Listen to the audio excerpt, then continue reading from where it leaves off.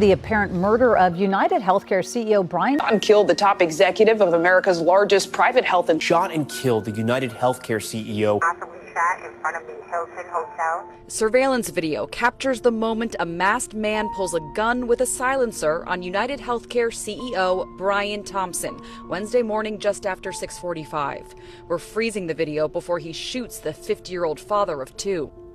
On December 4th, 2024, Brian Thompson, CEO of United Health Group, the largest private health insurer in the nation, was shot and killed outside his home. The news stunned the nation. Executives called it a tragedy. Industrial leaders offered their condolences. But then, something unexpected happened. Thousands of Americans started celebrating, calling an assassin a hero. Guess what happened next? Internet users began dropping negative reviews for that McDonald's. They called the staff rats and snitches. Why would the nation celebrate the death of a healthcare executive? The answer lies in the system, built not to heal, but to profit. As of 2021, over 31 million Americans were uninsured. Even those with coverage faced steep deductibles, surprise bills, and denials for medically necessary treatments. Is not very likely. Federal data shows that companies issued more than 49 million denials in 2021. Companies like United Healthcare deny people care every day and drop people from care every day. The private health insurance system in the United States has long been criticized for its inefficiencies, denial practices, and unaffordable costs. Patients often face coverage gaps, surprise bills, and delayed treatments not because the care doesn't exist, but because their insurance won't approve it. To get to know about this problem better, I reached out to Cox Health in hopes of speaking directly with patients or healthcare professionals. But despite multiple visits and requests, no one was available for an interview. Schedules were full and access was limited. As I couldn't get any interviews at my local hospitals, I changed direction. Instead of just focusing on United States private insurance, I spoke with my father, a doctor in South Korea, to learn about how universal healthcare works from the inside.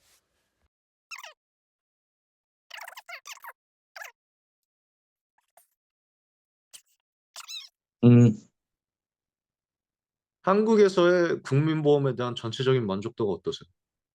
한국 사람들 만족도 좋지. 아주 좋아. 왜 그러냐면 다 의료보험이 돼. 근데 간혹 가다 보면은 일반 의료보험이 안 되는 게 있어. 그런 건 이제 사보, 아까 말한 실비보험에서 해결하고, 우리나라만큼 이렇게 만족도 좋은 데는 없을 거다. 왜 그냥 우리나라 의사들 실력이 거의 선진국 수준이고, 그리고 일부 의사들은 손재주가 좋아서 선진국보다 더 좋아. 이걸 다 의료보험에서 하니까 얼마나 만족도가 좋니. 근데 우리나라 사람이 어떻게 자기네들은 만족도를 몰라. 왜 그러냐면 여기서 사니까. 근데 이 사람들이 외국을 나가보잖아. 미국이나 이런데. 그러면 그때서 야, 이게 우리나라가 이게 참 잘하는 거구나. 그렇게 다 만족해. 의료비 때문에 한 번이라도 딜레이 된 거 본 적 있으세요? 처치가? 아니, 없어. 워낙 다 싸기 때문에. 국민병원 합쳐도? 한국병원 어? 합쳐도? 한국병원 합쳐도? 대부분 다 해. 아니, 그리고 아빠 옛날에 레지던트 했잖아. 그때도 다 했어. 다 해. 웬만한 가격은 다 되고, 그리고 웬만큼 월급쟁이도 다 진료받을 수 있어. 그리고 진짜 가난한 사람은 의료보호로 해서 돈을 거의 안 내질 않아. 한 푼 내는 게 거의 뭐 빵이야, 빵. 빵 내지 뭐 1,000원 이거밖에 안 돼. 그리고 이제 나머지 중간에 이제 의료보호 아니면서 그런 사람이 있어. 가난한 건강보험 환자. 이런 사람들은 사실 돈이 없어서 못하지. 근데 대부분 그런 사람은 구제해줘. 우리나라가 의료보호로. 파산자가 의료보호를 이렇게 해줘. 왜 그냥 미국은 1,000만 원 넘게 받거든. 근데 여기는 100만 원 받는데 그것도 건강보험을 하잖아. 자기는 10만 원 밖에 안 내. 10만 원, 15만 원. 이게 의료 퀄리티가 제약이 있다 생각하세요? 아니, 더 좋아졌지. 국민건강보험이 사실 아빠가 의사들을 봤을 때는 사실 그게 없는 게 더 이득인데 이 아픈 병원이라는 게 환자들이라는 거는 꼭 이렇게 돈만 보면 안 돼. 공적인 문제도 있어. 그래서 이제 의료보험 하는 거는 잘한 거야. 근데 너무 저주가 정책이야. 그게 좀 무섭지. 지금 일본이 한 8분의 1에서 10분의 1 되고 미국이 한 15분의 1 돼. 그러니까 우리는 박리담회식으로 환자를 많이 보니까 미국이 한 6분의 1 가격으로 보통 버는 사람이 6분의 1 정도 수입이야. 근데 그게 너무 저수가 정책에서 이거 수가가 한 지금부터 한 1.5배에서 2배는 난 더 돼야 된다고 봐.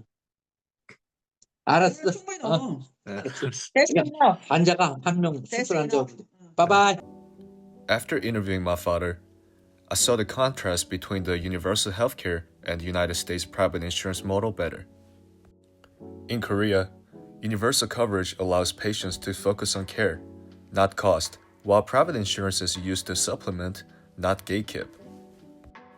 But in the United States, private insurers often control access, delay treatments, and deny coverage to protect their profits. What stood out the most from this interview was his reminder: good healthcare requires sacrifice. In Korea, doctors sacrifice time and earnings to serve more patients. In the United States, it's the patients who sacrifice delaying treatments, going into debt, or being denied care altogether. A system built around the profit will always fail people. Universal care may not be perfect, but it puts care first, and that's what we morally need. So, what can we actually do to make a difference? First, we can support policies that expand access to public healthcare. One example is going to be the Public Option Act, which would allow people to buy in a government-run health plan like a Medicare. If you're old enough to vote, you can go vote the policy and advocate it. If you're not old enough to vote yet, you can still raise awareness by sharing information on social media or writing letters to local representatives or participating in school clubs such as HOSA to focus on public policy and health equity. As students, we might not feel the weight of the healthcare system yet, but we will. One day, we'll be the one paying premiums, navigating coverage, or caring for loved ones through it. That's why now is the time to understand how the system works and how it fails. Because even if we're not dealing with it today, it's our future on the line. We may be young, but together, we have the power to demand better and build a healthcare system that puts people first.